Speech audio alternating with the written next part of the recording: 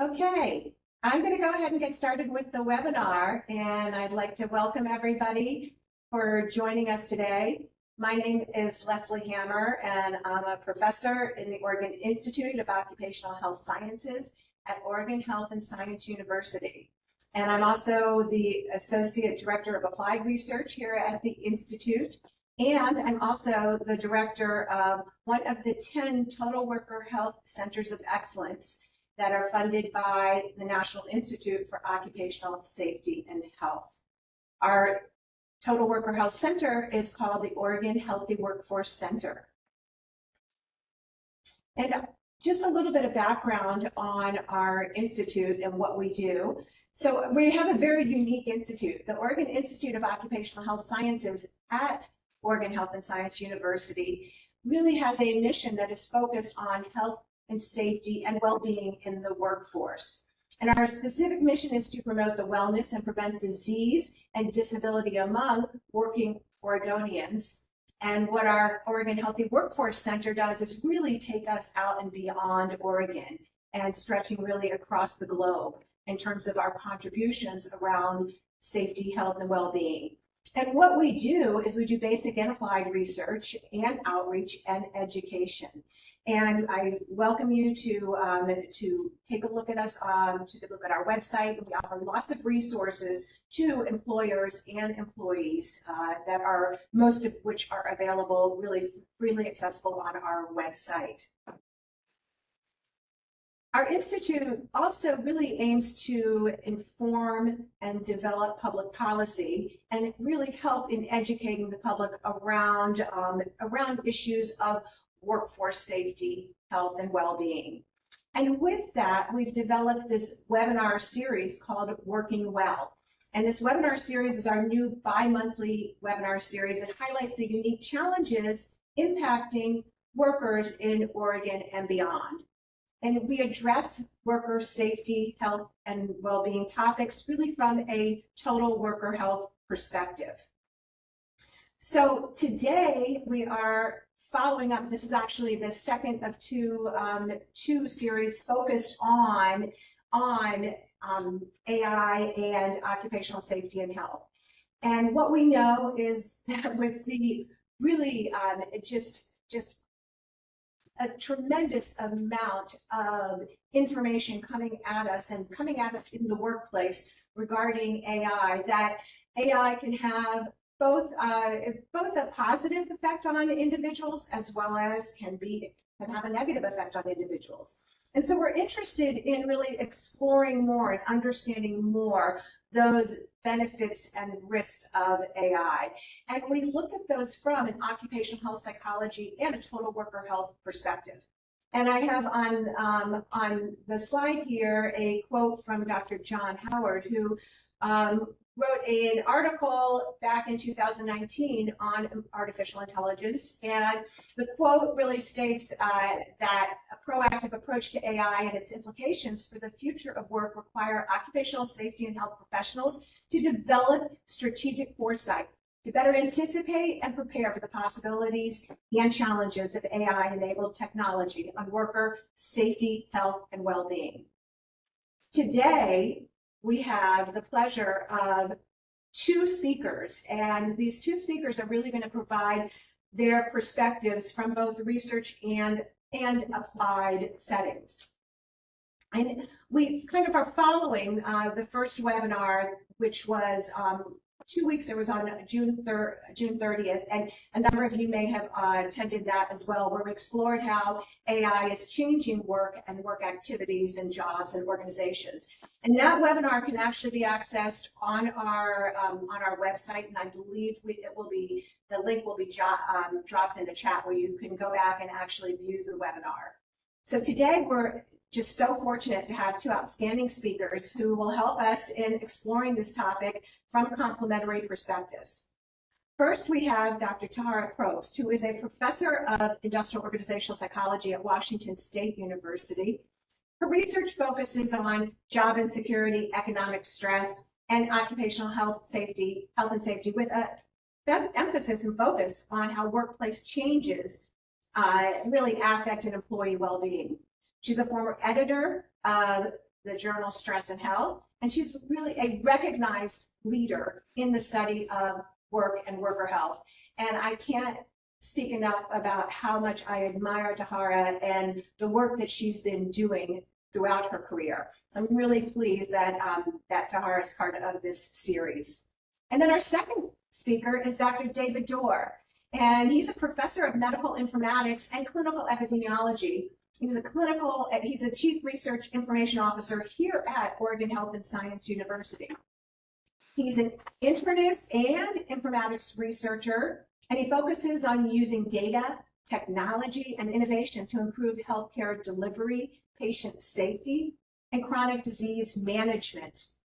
And how AI is fitting into all of that is what he has been managing here at OHSU more recently. He leads the OHSU's efforts to advance responsible use of information and technology in research and healthcare.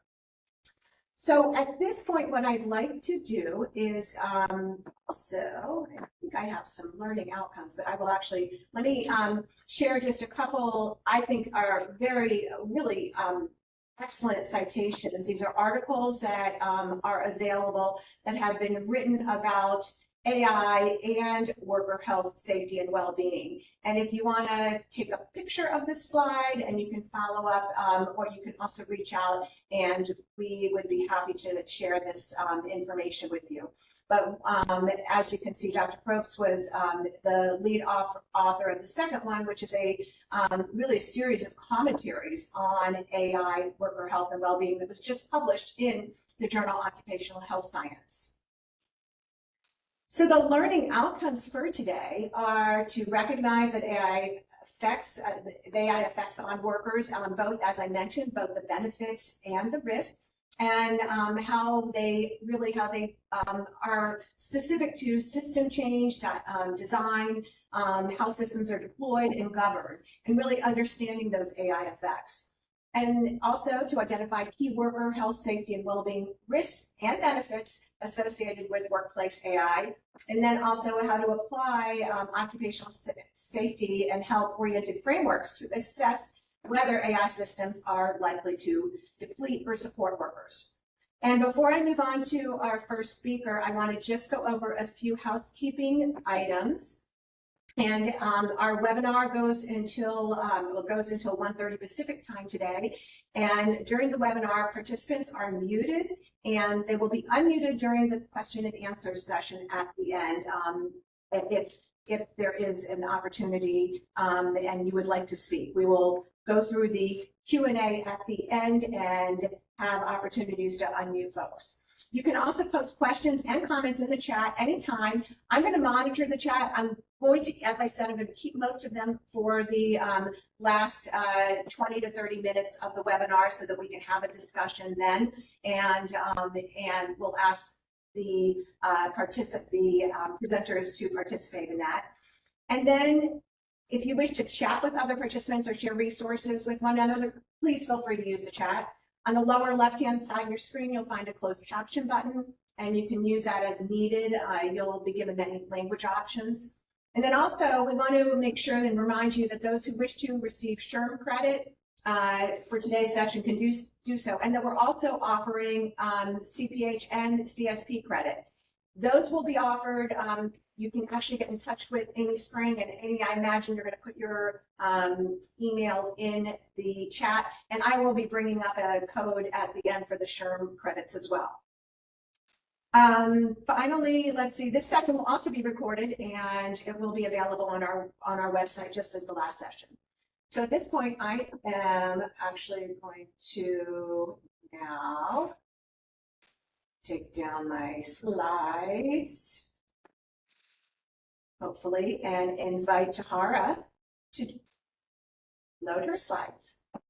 All right. Yeah. Thank you so much, Leslie. Really appreciate the introduction and just the opportunity to speak here today. I'm also really excited to hear about what OHSU is doing and to hear from David and just to kind of see how our two presentations kind of complement each other. So the title of my talk today is Pro Worker AI, Designing AI That Works for Workers.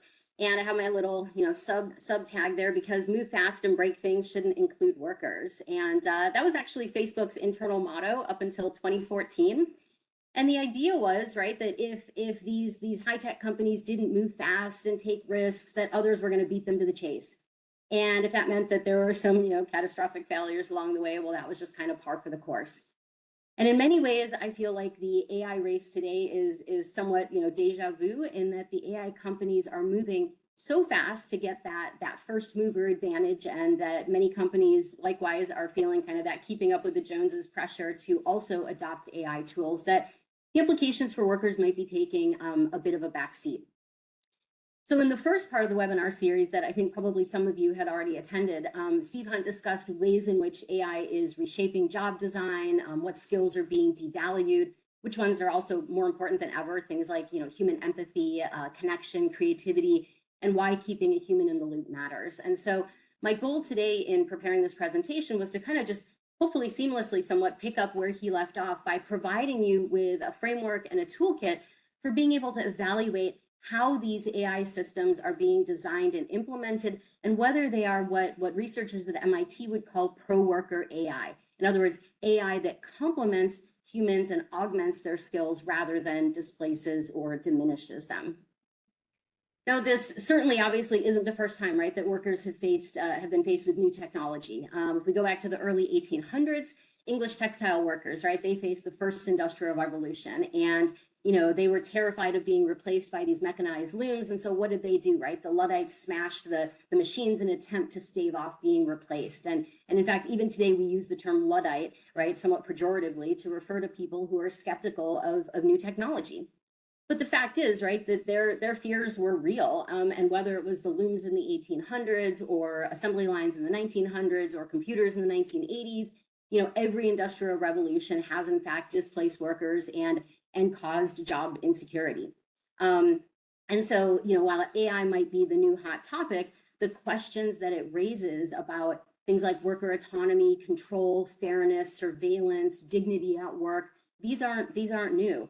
And in some ways, that's a really good thing that these aren't new questions, right? Because what that means is that we have decades of existing research on organizational change and how to do that right, new technology adoption, work design. And these tell us a lot about what is potentially likely to work and what is likely to harm workers. And so most of that research wasn't specific to AI, in fact, predated AI, but the tools and the frameworks that many of you are already familiar with, things like, Leslie mentioned, total worker health model or hierarchy of controls, these are tools that still equally apply today. But right now, of course, workers are trying to determine, right, what role AI is going to play in their job. Is it going to replace them? Will it support them? Will it expand their work role or potential? Now, at a tech summit a couple of years back, one executive compared the possible effects of AI to 3 different types of previous technologies that revolutionized the way that we work. And so the first one was the loom, right? We already talked about that. That was something that was specifically designed to replace a human weaver. And so in the same way that those Luddites, right, fought against the introduction of textile machinery, workers today might understandably fear and resist AI if they worry that it's going to actually take over their jobs and replace them. On the other hand, AI could act more like a slide rule or a calculator, right? Slide rules predate me even, right? These were tools that were designed to help humans to do what they already did, but faster, better, with fewer mistakes. And in a similar way, AI might act like that slide rule or a calculator that assists us, but it doesn't replace us. It just helps us to do our job better. On the other hand, AI could be more like a crane, right? This was something that was designed to enable humans to do what was previously impossible, right? So, but for the existence of that technology, of that crane, there's no amount of time that a human could spend to lift a steel beam, 5 stories into the air.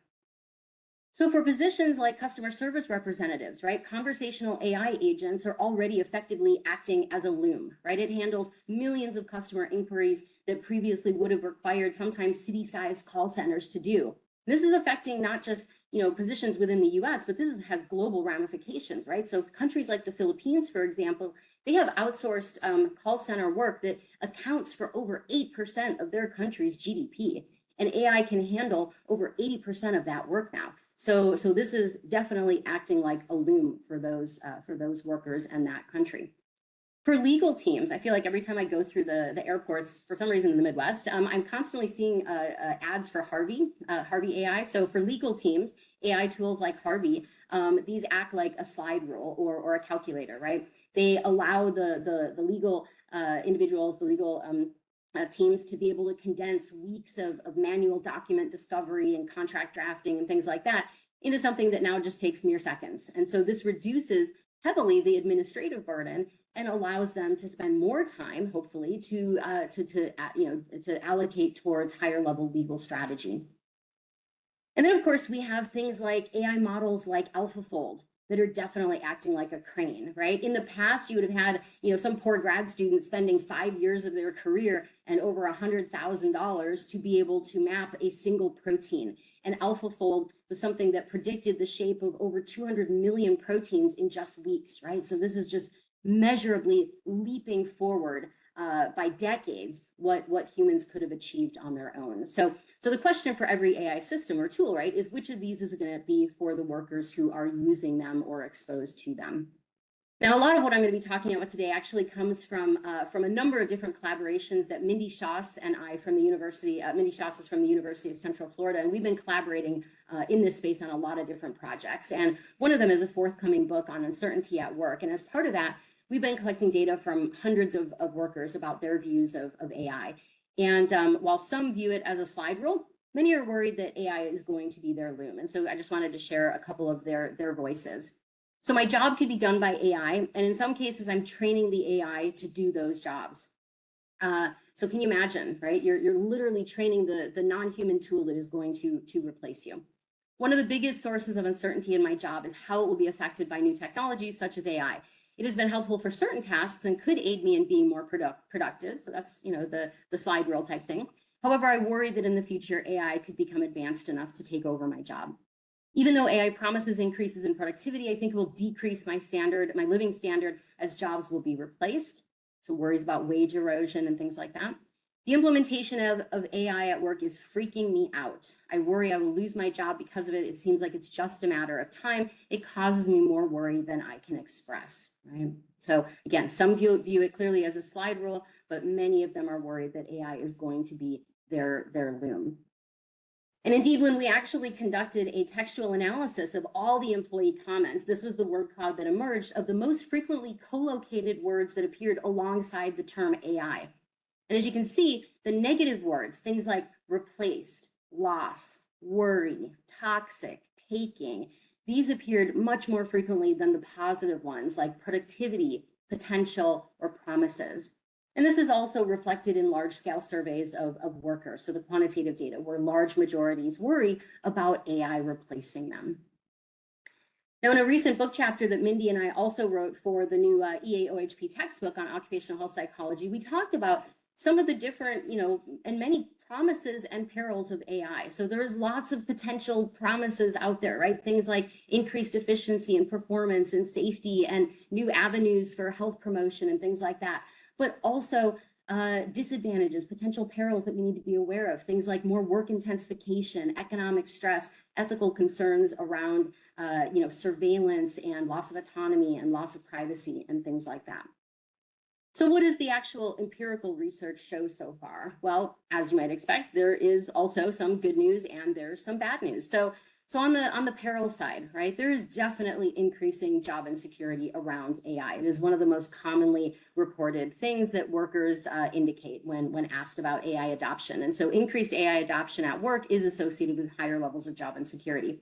It also is affecting worker mental health. So increased adoption is associated with higher levels of depression, more cynicism, more work-related burnout.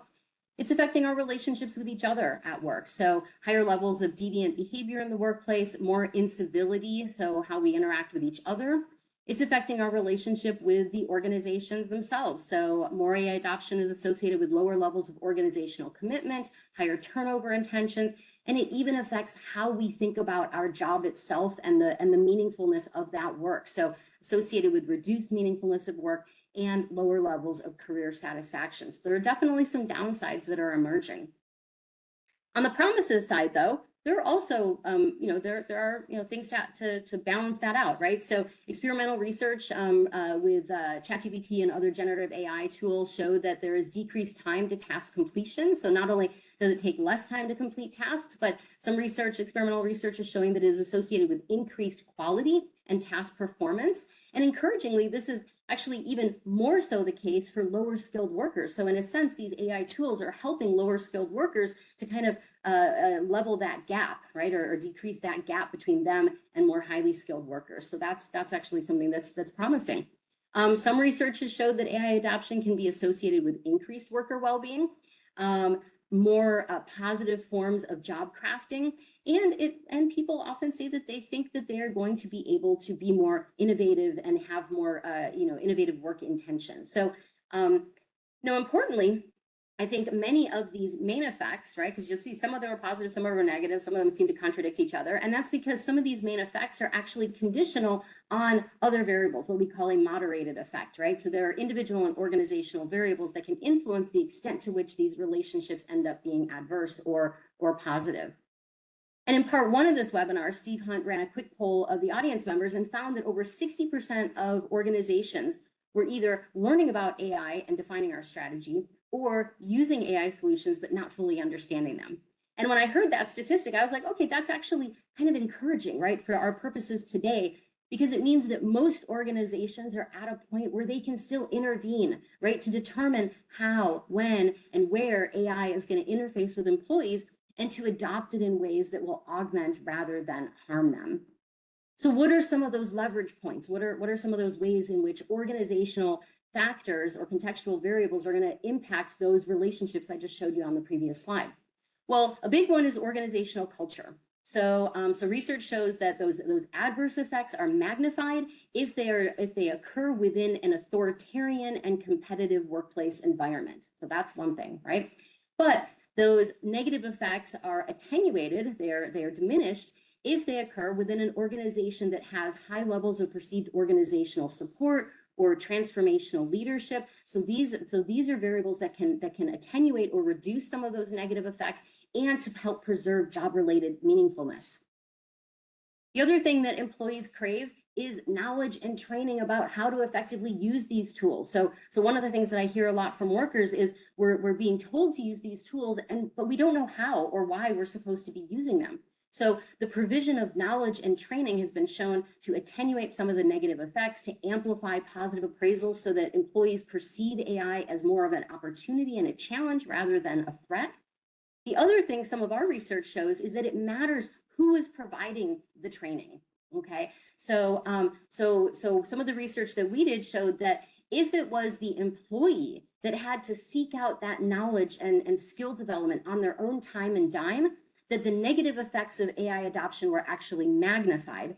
But if it was the organization if it was their employer that was providing them with that training and with that skill development, right, then that helped to buffer and offset those negative effects. So it's not just the knowledge itself that matters, it's obviously important, but it's who's providing it. And I think it's in part because that is an indicator of whether or not they are getting that support from their organization. It also matters what happens to workloads, right? So higher levels of workloads, if AI is just used to increase work intensification, then that is going to magnify the negative effects of AI. So those are some of the organizational factors. On the individual side, some research shows that reactions to AI are more negative among younger workers, and we've all saw the YouTube videos of commencement speakers who are touting the benefits of AI getting booed by by the graduates, and it makes sense, right? I mean, they're going into the world. Even the super forecasters can't accurately predict how quickly AI is going to advance within just the next year or two, and so these are students who are facing decades of the unknown in front of them, right? So it makes sense that they're more apprehensive and have some of the more negative reactions. Cognitive appraisals really matter, right? So better outcomes when AI is viewed as a challenge rather than a hindrance. More AI acceptance, more trust, career resilience, self-efficacy. These are all things that can help attenuate the burnout associated with AI, can help facilitate some of the performance gains. And what I think is really neat about many of these individual factors is that even though they're individual level moderators, a lot of them are built through organizational experiences, right? So workers develop AI trust because their organization deployed AI transparently and hopefully with employee participation. They build career efficacy or career resilience and self-efficacy because their organization invested in their training and development, right? Which means that basically virtually everything on this slide is something that your organizations have some degree of control over. Now, Minnie and I also recently assembled that collection of commentaries that Leslie referred to earlier, and even though I was lead author, I mean, I just like brought everybody together. So really, most of the work was done by others. So these were leading researchers in this space, and they were all talking about the impacts of AI on occupational safety and health. And in one of these, Tahira Probst discusses the fallacy of technological determinism, and like most technologies, right, AI is not inherently good or bad. Now, obviously, we can debate its impact on climate, water resource issues, energy consumption, and so on. And those were some of the valid audience questions that were raised in the first webinar. But as a work-related tool, its effects on worker health and safety and well-being are not automatic. And I think the empirical results that I just reviewed kind of bore that out, right? That these are often going to be determined by the design choices that are made when developing the tools, the ways in which those tools are implemented, and the organizational culture and climate in which they're embedded. So how can you evaluate whether or not AI is likely to have these beneficial versus these adverse effects? Well, as I mentioned earlier, right, there are several frameworks that could be used, things like hierarchy of control, total worker health model, and so on. But I'm going to use Peter Barr's vitamin model of work and well-being, because I think that it offers an intuitive way of thinking about how the introduction of AI might affect workers.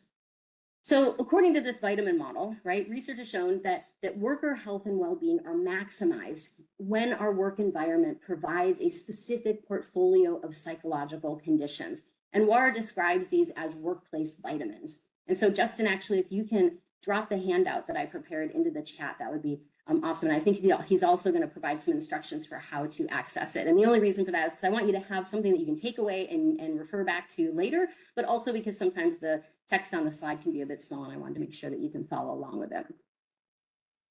So this is the workplace medicine cabinet, and in the full interest of disclosure, I had ChatGPT help me create this medicine cabinet because I can't draw. So this contains all of the portfolio of workplace vitamins that are in his model. And when we think about what a job offers us, right, many of us immediately think about our pay. Right, that's that first workplace vitamin. And don't get me wrong, right? Money obviously matters a lot. But the point being, it is only one nutrient among many bottles in the cabinet, right? And just as we require numerous multivitamins for our physical health, we also need a variety of work-related nutrients for our psychological well-being at work, right? So things like physical and psychological safety, having a valued social position, having supervisors that care about us, that mentor us, opportunities for career growth and development, being treated fairly at work, having autonomy over our tasks and what we do day to day, the ability to develop our skills and complete a variety of different kinds of tasks, having clarity, right, regarding goals and our future positions, and opportunities for connecting with others, right? The people vitamin, very important. Okay. So let's think about some of the ways in which the introduction of AI into the workplace can positively affect some of those vitamins. And I'm going to give some examples from WSU because I'm working with a bunch of engineers over here that are just doing some amazing things with AI technology. So some of the researchers at WSU are working with the Hanford nuclear site to develop intelligent robots that can inspect the barrels of nuclear waste that are in their storage facilities. And this minimizes the amount of time that workers are exposed to potentially hazardous radiation. Now, in the past, workers would have to, the inspectors would have to put on these incredibly bulky protective, equipment gear. They would go in there, and because of the bulk, not only were they exposed potentially to the radiation, but they also were more likely or have higher risk of actually bumping into the barrels or damaging the barrels, and therefore further exacerbating potential exposure, right? But now you can have these intelligent robots that go in there, perform the 3D scans, send back the information to the human operators who are able to still use their same knowledge, skills, and abilities to be able to evaluate the barrels of nuclear waste, but without that physical hazardous exposure, right? WSU engineers are similarly developing AI-powered drones to keep agricultural workers out of pesticide zones, but still allowing them to do the crop inspections. So their skills are still being valued and utilized, but they're not being exposed to the hazardous pesticides, right? Companies are using wearable AI-powered sensors that alert workers when they're fatigued, using poor posture, sit up more properly here, or at risk of heat exposure. Okay, so that's another way to improve physical safety. I think the really cool, one of the really cool ways that AI is being used to improve many of these workplace vitamins is they're being used to increase accessibility for people with disabilities. And this is increasing fairness in employment and expanded career opportunities. So people, for example, with ALS, right? You think about, poor Stephen Hawking's with that robotic voice, right? Well, now individuals with ALS, AI can actually clone their real voice so that they can communicate with others in their own authentic voice, right? I think about my aunt, who was deaf or is deaf.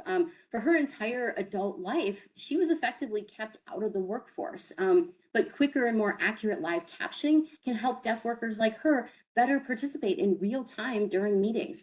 So for these individuals, right, AI is augmenting and in some cases creating opportunities that simply just didn't exist before. Early on, radiology, right, was feared to be one of those occupations that would be quickly replaced by AI, right? After all, it could be trained on millions of x-rays, more than any human could ever be exposed to or process and remember.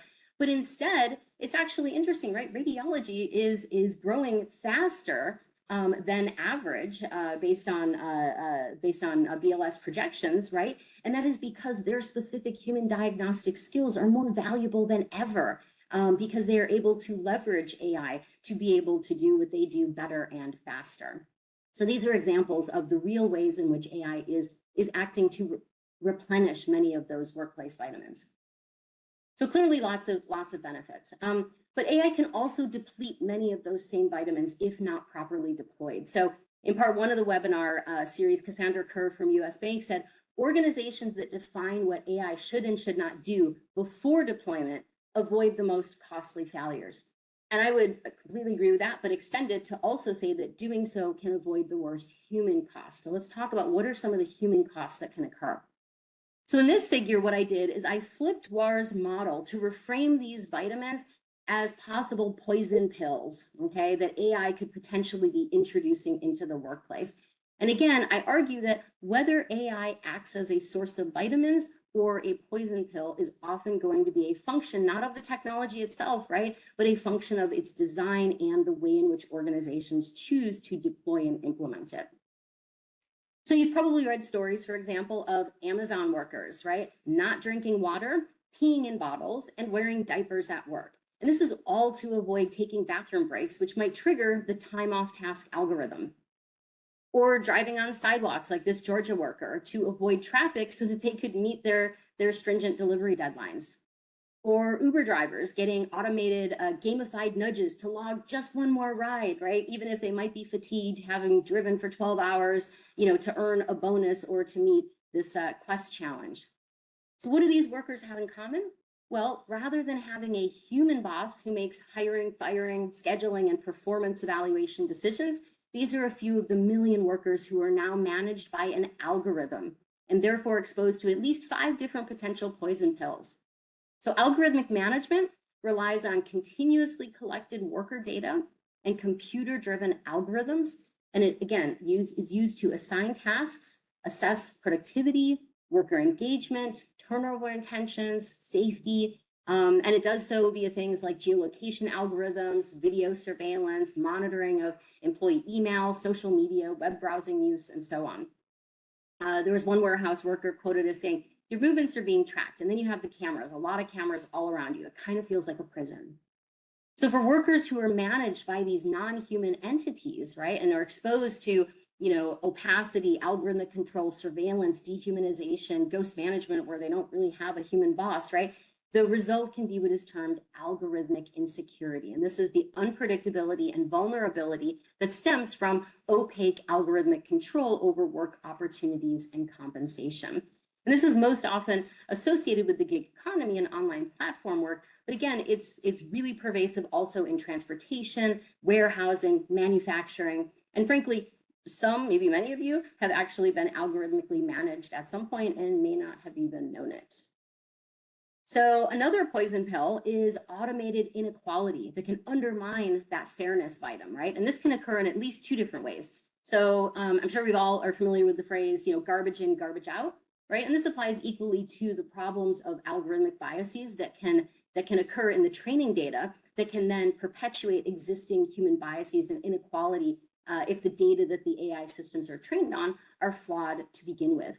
But there's another related risk, and that is that research indicates that the burdens of algorithmic insecurity that we just talked about, that those are often impacting workers who are already facing high levels of economic precarity.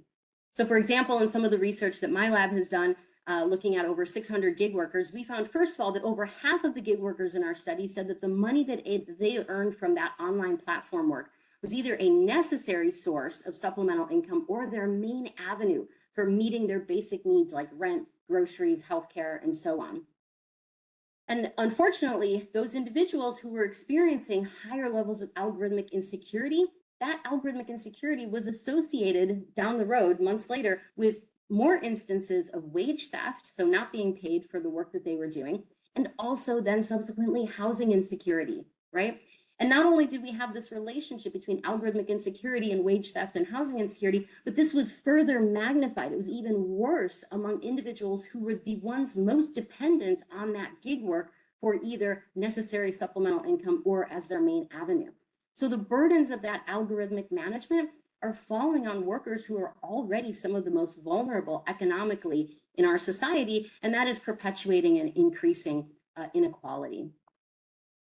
Many of the other risks from AI, so undermining our needs for clear goals, decent wages, skill use, task variety, human connection, these I thought might just be best illustrated from quotes from the workers themselves. So these are taken from the qualitative data sets that Mindy and I are collecting as part of that forthcoming book. So thinking about goal drift, right? This is from a worker in the arts and entertainment industry.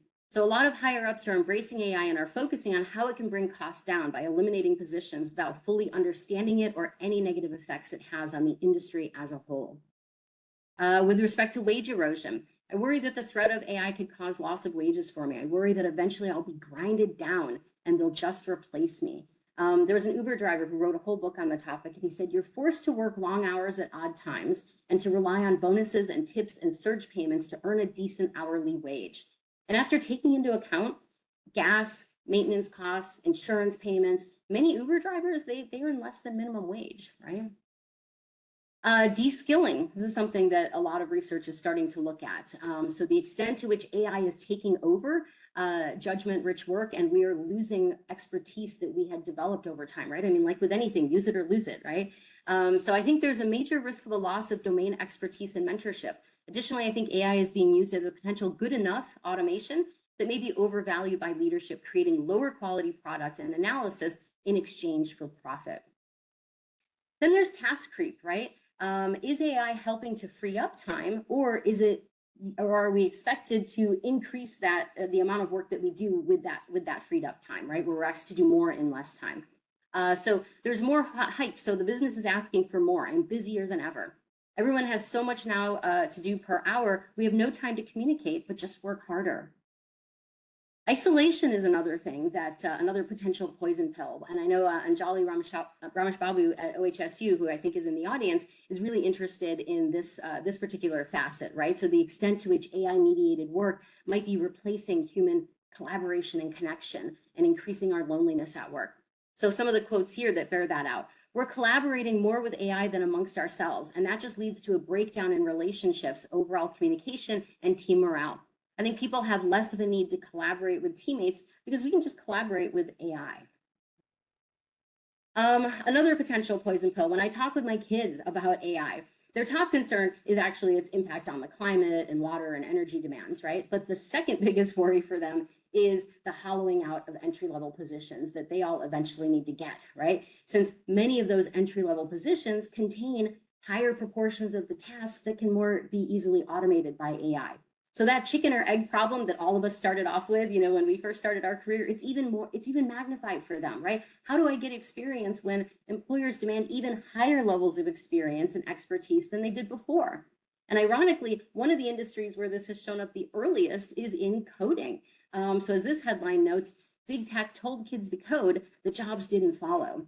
And so these two quotes here were from data scientists, and we asked them what were their fears about AI. And one of them said, removing the jobs of lower level coders, since AI can basically code now on its own. And another one said it can take over for routine tasks that could help young professionals build a foundation to their career. So again, taking out those foundational career building skill development opportunities. Now, last month, as I was starting to pull together my materials for this webinar, I was looking for a good case study to try to illustrate some of the potential benefits or harmful effects that AI tools might have on these workplace vitamins. And so it was really timely when in early June, on June 8th, I guess, the National Health Service in England announced what's going to be the largest public sector deployment of AI. And they're going to be bringing Copilot to over 500,000 clinicians and support staff. So the Copilot tool is going to be used to draft clinical letters from their notes, to transcribe meeting summaries, to generate referral letters, analyze spreadsheet data, and so on. And promisingly, in an earlier pilot trial, they found that it actually saved clinicians 43 minutes per day on documentation. And one acute care medical unit saw a 62% drop in the backlogs of patient discharge instructions in 1 month. So it was helping them to do what they needed to do better and faster. NHS estimates that the 120 million pound investment is going to pay for itself in 12 to 18 months. Now, they're obviously just beginning to roll that out. The news just came out in early June, so just a few weeks ago. So the data aren't obviously in yet on this wide-scale adoption. But we can use this vitamin framework, right, to conduct an analysis, that pro-worker AI assessment, to determine whether or not the adoption of this tool might actually result in some of the positive versus negative outcomes, depending on how it's deployed. So here are some thoughts that I had on how these two paths might look, right? So in the first instance, right, goals should be driven by workers, not the AI system. Well, pre-Copilot, they found that clinicians were spending 13.5 hours per week on non-clinical documentation tasks, right? So healthy AI adoption would be, hey, if it saves them 43 minutes per day, right, that time is spent so that they can return to their valued goal of patient-client interaction, right? So that they can do that patient-facing work, and that's what that 43 minutes gets allocated towards. That would be healthy AI adoption. Unhealthy AI adoption would be if that saved time is just replaced with higher patient quotas, resulting in increased work intensification. Okay. Skill use, right? So report writing is obviously tedious. I'm not sure how many of us love writing reports, but it does preserve our valuable written communication skills, okay? And so if it turns out that AI is being used to just handle kind of the boilerplate material, but the judgment-rich work becomes even more prominent and valued when writing those reports, that would be healthy AI adoption. But if over time, they just become increasingly reliant on it, and clinicians lose that skill of drafting complex correspondence, or junior staff never even have the opportunities to develop it, well, that would be a bad thing, right? On the people standpoint or side of things, right? Clinicians at NHS had complained, right, that they were constantly being rushed and they couldn't focus on their patients. And so if instead the AI tools allow them, again, to have more attentive one-on-one patient encounters, well, then that would be healthy AI adoption. But if, on the other hand, the automated transcription tools end up, spitting out generic AI clinical notes, kind of AI slop, if you will, right, that miss the importance nuances, well, then that's a negative thing, right? From a career perspective, NHS said that administrative bureaucracy and burdens, right, all that non-clinical documentation stuff, right, that was the number one reason that clinicians were considering leaving the profession. And so Copilot was explicitly positioned as this staff retention tool that they could be using, right? And that this is something that could reduce that burnout-induced attrition. And so if that's what happens, well, then that's healthy AI adoption, right? That's a beneficial impact of using that tool. But if, on the other hand, roles just get redefined around how good are you at AI and that AI partnered productivity, those who can't adapt or are marginalized and therefore pushed out, like that's obviously going to have negative ramifications for their career prospects. Okay. So obviously I have no idea, right, the extent to which the NHS has thought of these factors, but all of you attending today are in a position to do so, okay? So as your organizations start to develop and deploy AI tools, as you start to use these tools yourself, consider conducting that pro-worker AI assessment, okay? So in that handout that I provided and that hopefully you're able to get in the chat, I just saw some messages popping up. I don't know, Amy or Justin, is there an update on that or? Yes, we had some difficulties sharing the content, so for now we're switching to an alternative route for folks to email Amy to obtain that handout. Okay, awesome. So yeah, so eventually, hopefully you'll get it, and otherwise, I'm hoping that I kept the text on my screen large enough that you were able to see it anyways. But again, once you get that handout, go through each of these different areas, right? Each of these different vitamins, and ask yourself, right? To the extent that, to what extent is the tool that you're using or the tool that you're thinking about deploying within your organization, is it likely to lead to healthy increases in these workplace vitamins, or is it likely to act as a poison pill? So when we think about control, for example, does the system preserve worker discretion over how and when and in what order they perform their work, right? Or are they being managed completely by the algorithm and it's issuing directives that the workers themselves can't override or explain, right? From a skill use perspective, does the system use and develop worker skills, or does it substitute for the judgment-rich work through which they would otherwise build expertise, right? So one of the, as I mentioned in my, benefit slide, right? I mean, healthy AI is currently being used to take on a lot of the dull, dirty, what's called dull, dirty, dangerous work, right? And so the idea is that this would hopefully free us up to be able to spend more time on the things that are uniquely human, right? Things that require creativity and empathy and human connection and so on. But the poison pill would be if instead what happens is that if this results in a de-skilling of the workplace. So in terms of goals, right, can workers articulate what success looks like with the AI system? And more importantly, are the goals driven by them and their human bosses, or are goals being driven by the algorithm? So the way that I like to think about this is, I have a Fitbit. I love my Fitbit, right? The interface used to always prominently display the number of steps I took each day, okay? And so as a result of that, right, what gets measured gets managed. I would constantly be focused on the number of steps I was getting every day. I'm like, I want to get more. I want to make sure I get that 10,000, right? Because that's what I was getting feedback on. Now in their latest update, instead what's prominently displayed is my cardiovascular health and showing me like, I forget what they call it, but it's basically a cardiovascular thing. And so now I'm like, oh, it's not just so much about how many steps I'm taking, it's how fast I'm walking, because I'm trying to bump up that score, right? So even when like I know I'm being algorithmically managed, like it's impacting my behaviors, right? So make sure to keep an eye out for, are the goals driven by you or your human bosses rather than, again, the algorithm. Also be aware of those unintentional consequences. So with the Fitbit, like unintentionally, it's probably better that I'm focusing on my cardiovascular health than just the number of steps, right?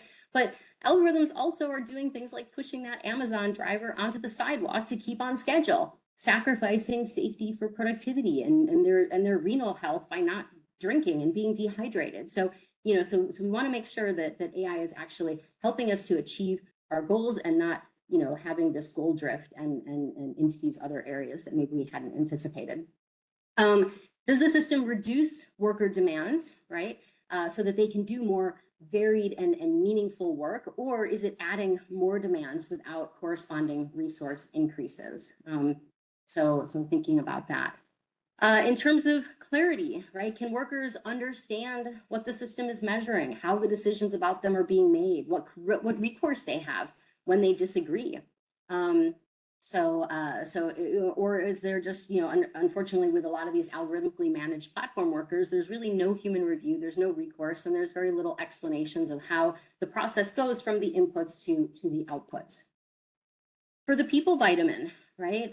Does the system preserve or even expand, again, meaningful human connection and collaboration at work? Or is it something that is replacing human contact with automated exchanges? It's one of the reasons why I personally haven't adopted Copilot at work. It's been rolled out within our university and they're encouraging people to use it. But, I kind of think about, well, okay, then AI is going to, Copilot's going to generate my emails, and then some other AI Copilot is going to email back, and we're just going to have these automated email exchanges between our AI bots. And I would rather preserve that element of human exchange, right?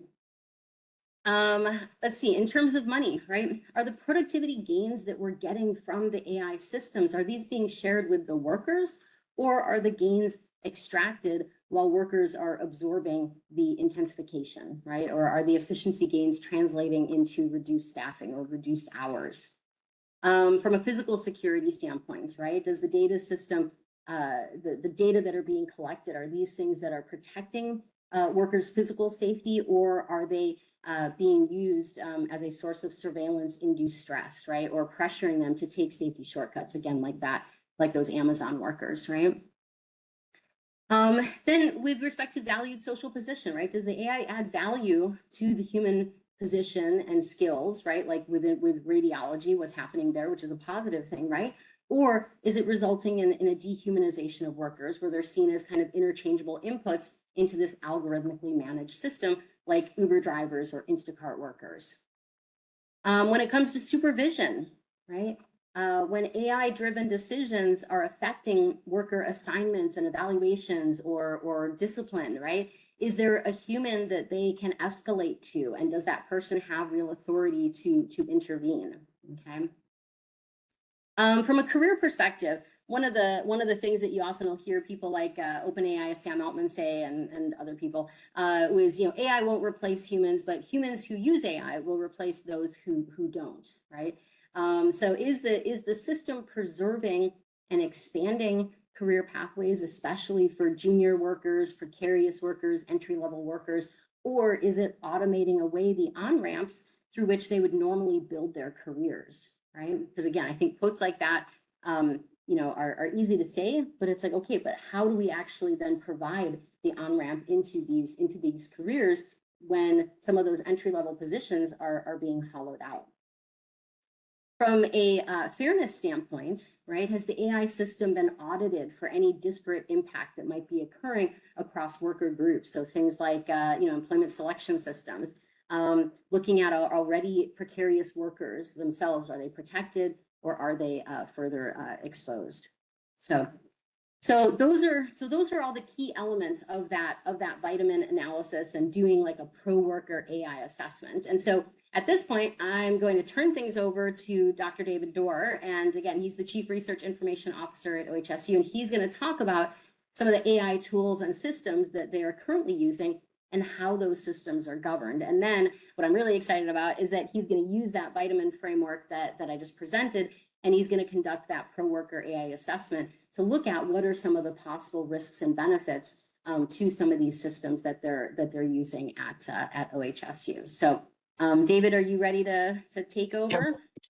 Thanks. Right. And Just thank you wanted so to- much for helping with my slides. Can you hear me? Of course. Yes. Yeah. And just let me know when to advance. Okay, thanks.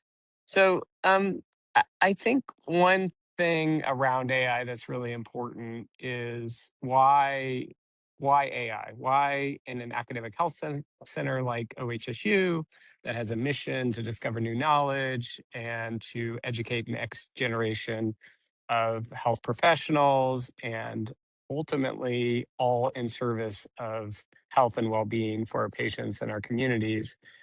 Uh, why do we feel like this is such an important area? And this slide gives a little bit about it.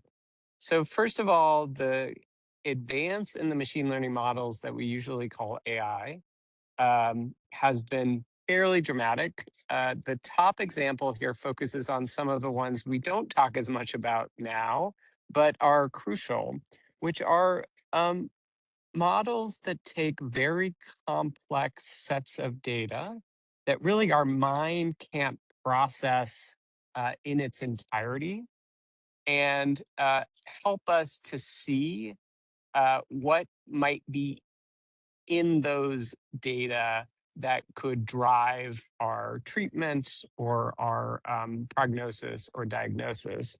And so the first one I really like that came out of a researcher from MIT is taking mammograms that predict breast cancer and taking them over time with the clinical data about that person and being able to identify 1 to 2 years earlier that there's a risky spot or area that's been growing that really is a little bit too fine for humans to be able to see, or the attention you have to put to that for each series of mammograms you look at a day as a human just overwhelms our ability to do that work. And so that's really an amazing change, and it can, over time, the robustness of those algorithms has increased. The other one is in precision medicine. So we learn more and more about the way that genetics impacts diseases like cancer, and we can now take apart the genetic or genomic underlying variants in our cells and really understand, hey, what is different about this tumor, for instance, than the rest of the body? And then what are the treatments that could directly address this? The challenge with that is there are so many variants, there's so much emerging knowledge about this space that we can't put it all in our heads. And in fact, for a long time, the reports that come back from these tools really we are asking humans to look at them and sort of make decisions, but putting that all together takes quite a bit of time. And these tools can really help interpret and help us understand that evolving knowledge, and in those decisions really aid us in making sure we're doing the right thing. Similarly, and probably crucially, is that with generative AI like Copilot or other tools, um, some of the uses there are to summarize what are really complex sets of knowledge or information, even that are just sort of regular everyday clinical interactions for some of our most uh, vulnerable and patients who have the most complex needs, just for the same reason that it takes so much time to understand all of the things that have happened with this person over time, and then all of the options and how they interact. And so AI is quite good at summarization and can reduce the time it takes to produce those summaries of our patients relatively quickly. So that's why, in part, this is a huge deal for us. If you go to the next slide. Um, Similarly, uh, many of our people use AI with whom we interact, including many of our patients. So hundreds of millions of people every month ask AI for health information.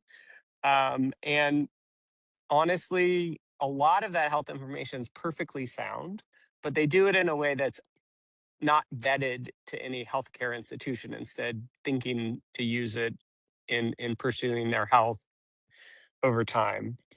Um, at OHSU, the once we turned on our Copilot, of our 20 some thousand employees, about 8,000 started to use it within the first several months.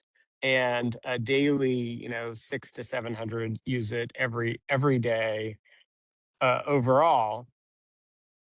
And that really tells us that the demand is very strong for this, much like how Dr. Probst talked about the NHS. The same issues are important for us in terms of the time it takes, the burnout for so many routine tasks that really don't require our creative thinking. But we really have to be thoughtful about how we adopt these, because used the wrong way, just like she said, um, it's really a problem for de-skilling or never skilling, and also has pretty negative effects overall. So if you go to the next slide.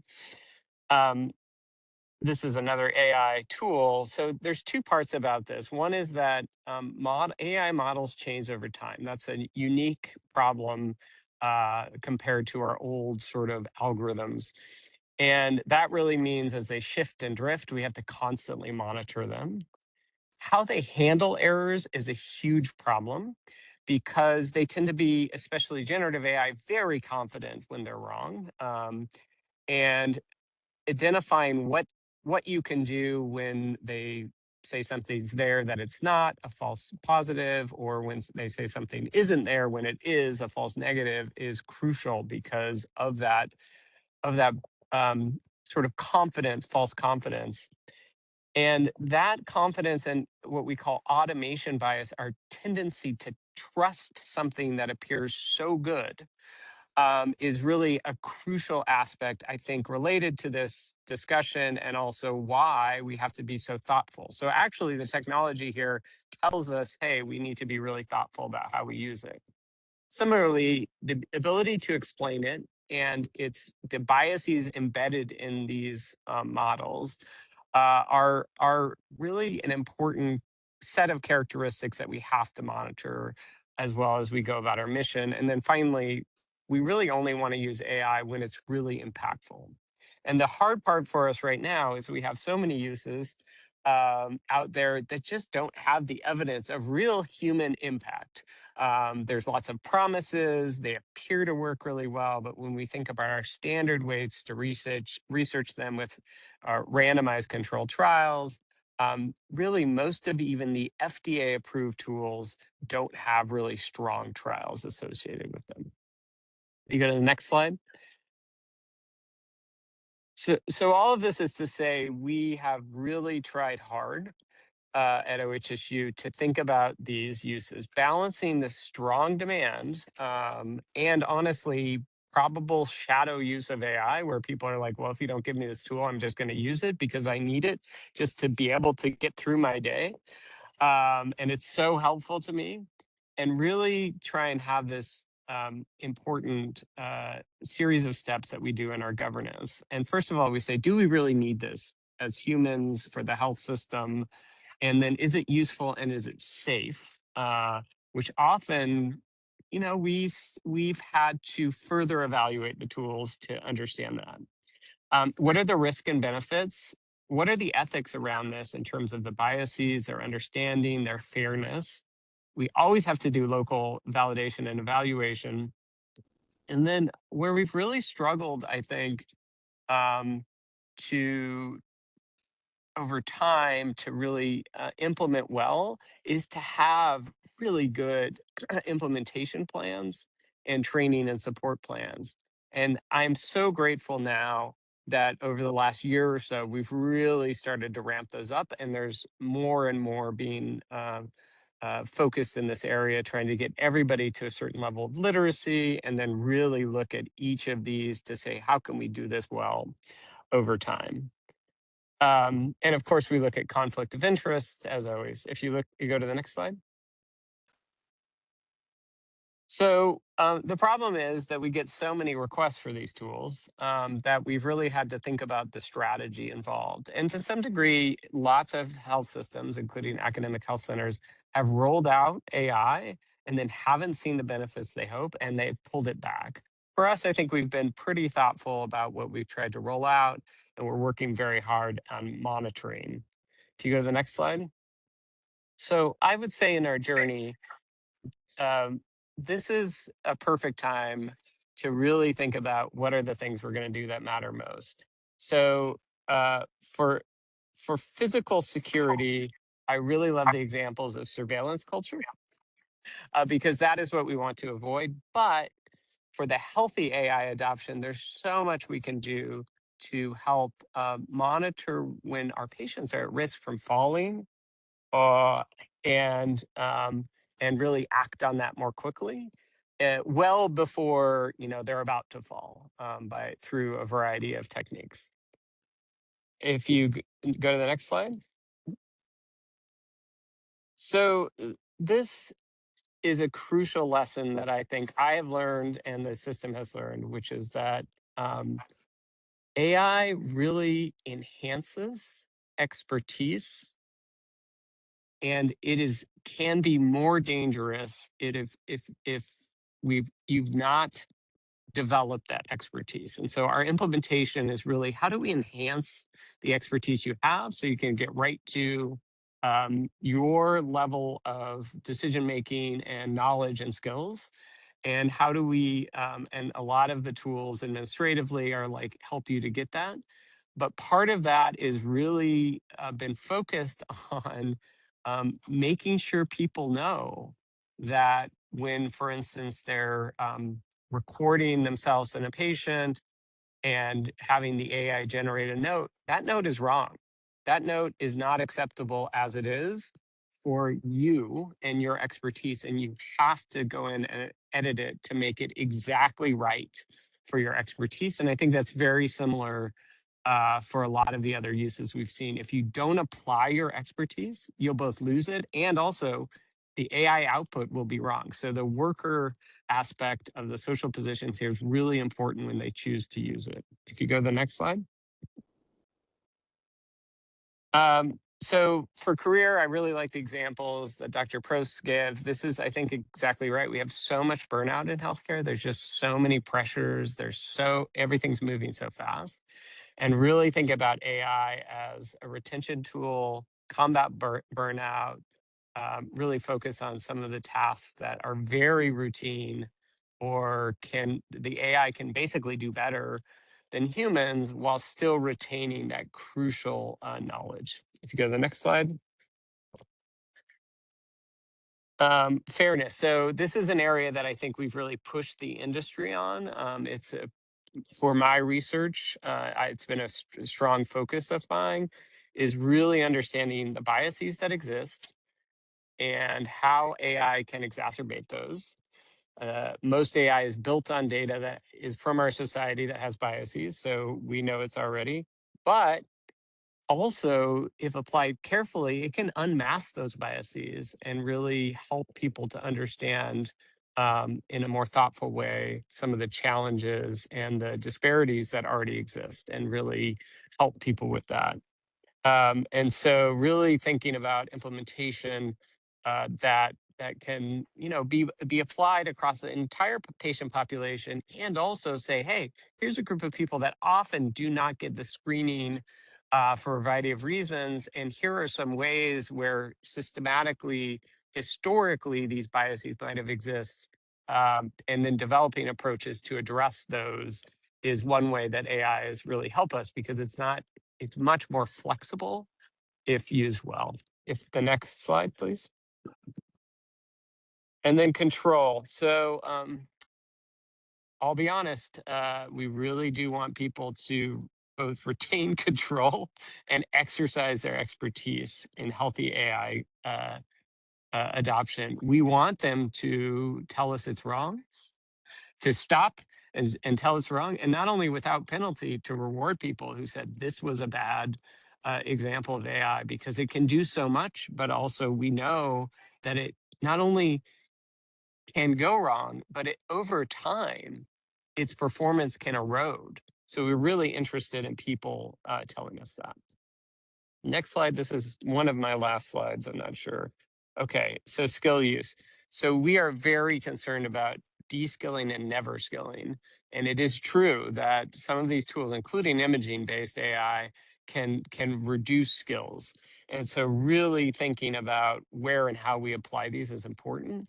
And for our learners, being very thoughtful about when it is time to start the tool use, because if they never develop those skills, then they're not going to pick out when the AI is wrong. Rather than it being a tool, it just sort of dictates their effort, and that's incredibly important to us over time. So we study this, we think about it, and we really try and have policies that don't roll it out automatically, despite the fact that many people would like it. Next slide. So goals, same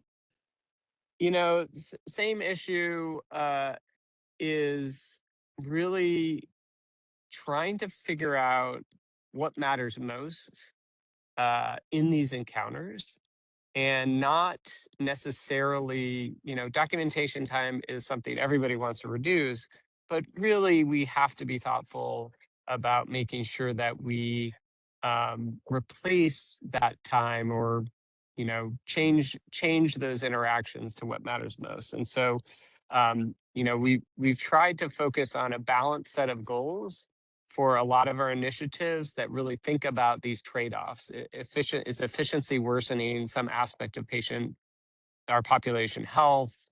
If the care team is having better experience, is the patient having worse experience? And how does it affect equity? And really trying to balance these approaches. And honestly, we found you can really enhance all of it with the right AI use. And that's what we're really looking for. Next slide.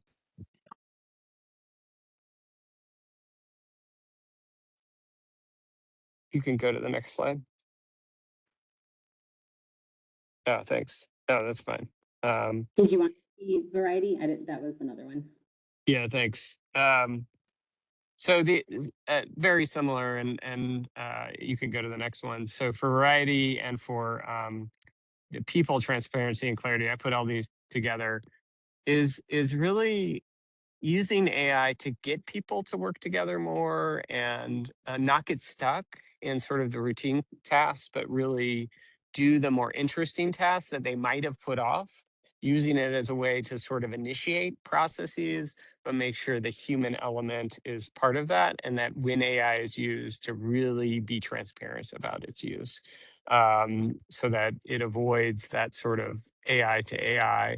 And it's a risk in medicine for sure, because as we interact with other companies, often they're starting to use a lot of AI to process claims, for instance. And then how do we balance that out? Next slide. That's it. So good. Sorry, we went a little bit into our Q&A, but I can stay on and answer questions. Wonderful, wonderful. Well, let's see. What I'd like to do is make sure that Tahira and David and I are on the screen right now. I just see me and David, but perhaps there we go. Wonderful. Oh, I don't even know what to say. Both of you, that was amazing. Both of you. And they were really complimentary. And I know that you didn't have a lot of time to actually work together, but it worked so well. And Tahira, your wealth of expertise and understanding in this area really came through, and loved the application of the vitamin model. And really you gave so many different examples across so many different industries that helped in connecting the dots. And then David coming in and really kind of zooming in on healthcare, and both of you discussing both the benefits and the risks, which are so critically important for us to be aware of. And all of it really has to do with how AI is deployed. It's not that AI is good or bad, it's how it's deployed. So I want to encourage folks to post questions in the chat, and I'll give you all just a minute to do that, but I am going to start with a question, really just asking you both, just in terms of AI deployment, how do we know that it's successful, and how do we assess that? I mean, what are your thoughts? What are your thoughts on that? And either one or both of you, love to hear. I mean, I can start off, and then maybe David can talk about specifically how OHSU is knowing that. But I think that, a lot of times in the news you hear about organizations wanting to adopt AI tools because they're hoping that they're going to see these increases in worker productivity, efficiency, corporate earnings, and so on. And hopefully maybe even things like higher job satisfaction, worker engagement, and all those things are really important, but they're all lagging indicators, right? They're all things that are only going to tell you after the fact if AI has harmed workers or patients or organizational outcomes, after these things have already happened. And so I think instead, if you use something like this, this pro-worker AI assessment process, or using the vitamin model, or again, total worker health, there's lots of different lenses or frameworks you can use, but do these kinds of thought processes in advance. It doesn't have to be a formal survey of all workers, but ask yourself before you're using these tools, or a representative sample of your workers, those same kind of audit questions, right? Is the use of the AI tool increasing your workplace safety? Is it increasing your ability to attain important goals that you have, to improve your skill development and your career opportunities? Is it making the workplace more fair versus less fair, more control in the human hands, more human interaction? That's how I think we're going to know if it's been successful for workers. And then ultimately, then you'll see those downstream impacts for the organization, right? Something like 85, I forget what the statistic was, something like 80 to 95% of AI initiatives fail. This is data from like RAND and MIT. And it's, again, not necessarily because of the technology itself, but in the way in which it was deployed. So that's kind of my initial thoughts.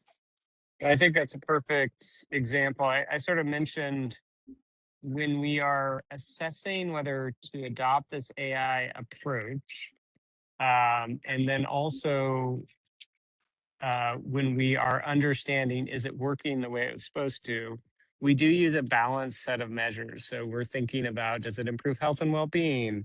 Does it improve the experience of patients, the experience of the workers and the care teams? What is the impact on efficiency, which is often how they're sold to us? And what is the impact on equity or fairness? And I think really that quintuple aim that comes out of sort of a standard set of metrics is really important to think about, because you can make lots of choices in how you implement it that can enhance or reduce, improve or worsen each of those. And really good projects do improve each of those. And so that's been really interesting for us to try and balance. The downside is a lot more work up front. So we have a new Center for AI-enabled learning health science, where we're trying to constantly improve on our ability to assess these things and understand them more quickly. And when the evidence not there, start to generate the evidence about whether you can see that kind of broad improvement.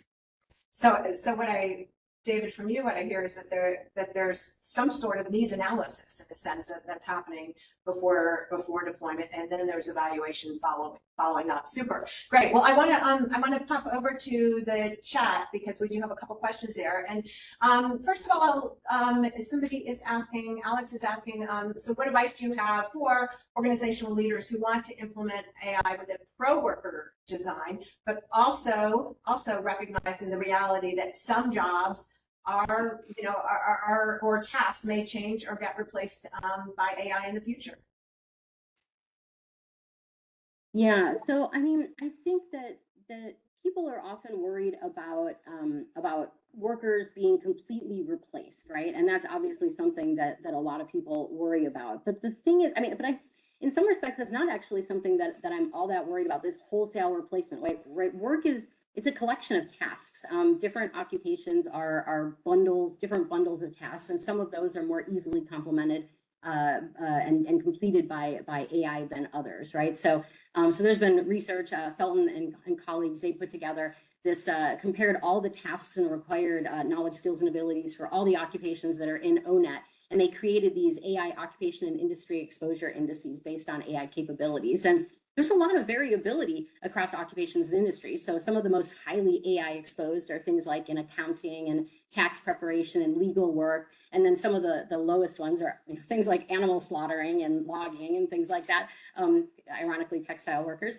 But the fact is that none of them could be 100% completed by AI, right? Like even the most highly exposed industries and occupations like the legal profession, I don't think anybody thinks that there will be no lawyers in the future. So I think what the advice that I would give to organizational leaders is that a lot of this then comes down to training the workers and providing them, again, with that knowledge and training for how to harness the benefits of these AI tools in a way that will be pro-worker AI, even if some of their tasks are replaced, right?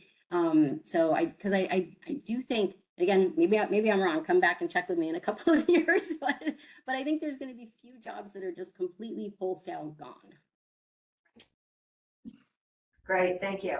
David, do you want to add anything, or that was very well said. What I would say, one thing is make sure to engage as many of your different workers as you can in asking them, what are problems or issues or pain points that you have that maybe could be addressed through this, and then help them to generate some of the answers for how to use it, because AI is also really flexible.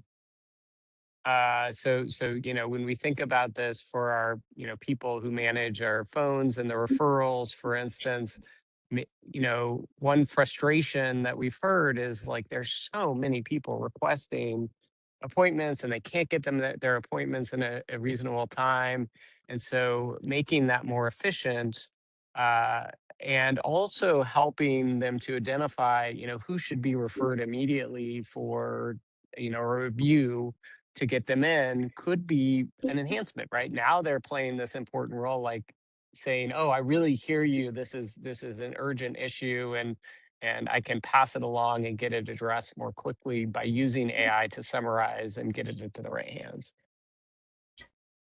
Wonderful, wonderful. I'm gonna try to squeeze in two more questions. So first one is really a question about kind of organizational adoption and how to kind of what needs to happen in terms of policy, organizational policy and leadership, and getting the organization on board to really understand more about kind of the benefits and the risks of AI, and to understand how best to deploy it. So engaging kind of the organizational levels to make sure that this is implemented well. How does that, any suggestions and for how to do that? I would defer to David on that, because I feel like that's exactly your position and what you've been doing at OHSU. And so I think you've probably got a lot of good lessons learned there. Yeah. So I guess I'm not quite understanding the question. Can you? So really, in terms of engaging organizational leaders, you are one of them. How do we engage organizational leaders in terms of really developing policy and understanding around the risks and the benefits of the deployment of AI? Yeah, I guess the question is who can engage them. So I think everyone who works in a place or I guess studies this area, what we've learned is, first of all, many of our policies actually related to AI. Like, AI wasn't so new for things, but the impact of technologies and changing tools was just part of what we did. But we did find out that AI's uniqueness did require us to look in certain areas. And so I do think the lessons learned for organizational leaders is that because AI has a uniqueness, that it does require some special scrutiny about use. And for us, one thing that really drove a lot of that was sort of finding out where people were using it without, we tried to open up use for certain things, but we did find out there's a lot of demand that we were unable to meet, and that we really had to adjust our policies to facilitate that demand to be transferred into something that would be safe and effective. So I do think, I'm sure your organizational leaders are thinking about this now. There's so much out there now, I find, about organizations that handle this well. So take this, you could take this talk. There's a lot in here that I think is sort of talks about why to and why not to, and that how you do it really matters. Like, that is the number one lesson, I think, from this. So show them this talk. Especially Dr. Probst's section. That's great. That's great.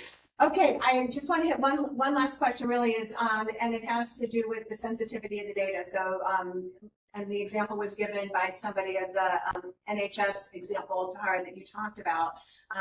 How does that work with the handing over of sensitive data, patient data, to a supplier? I'm not sure if you actually even know about those details. I do. I know quite a lot about this. This is a huge issue for us. So it turns out these AI models can be turned on not to retain anything, and they can be used in very secure ways. So what we've had to do is really expect from our third-party vendors to really set up those and be very, very well informed about what is possible, and to be very clear in language about things like retention and use of the data. But it is very possible to use these tools without doing that, and also to enumerate the exact uses to which they can put those data over time.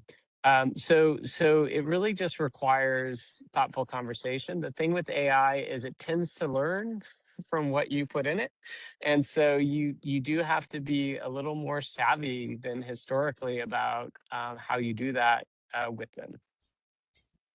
Thank you, David. And Tahira, we just have a second. Did you want to add anything or? No. Okay, super. I know there are. Love this. I know there are other questions in the chat, and there was last question about will there be other AI work-related webinars? We will. The Working Well seminar series is bi-monthly series, and yes, we will have more work-related series webinars in the future, possibly more AI. This turned out to be a huge topic of interest, so we will probably come back around to this topic within the next year. I want to thank our speakers. Tahira, David, thank you so much. You both did a fabulous job. And I want to thank everybody who attended and remind you that we do have our Working Well webinars. They are recorded, and you can go to our website, and we will also keep you updated on our future webinars. But thank you all very much. And as I mentioned, Amy Spring will be available to send credit information on getting the credit for the SHRM, CPH, or CSP credit. But thank you all very much. And Tahira, David, thanks again. Thank you. Yeah.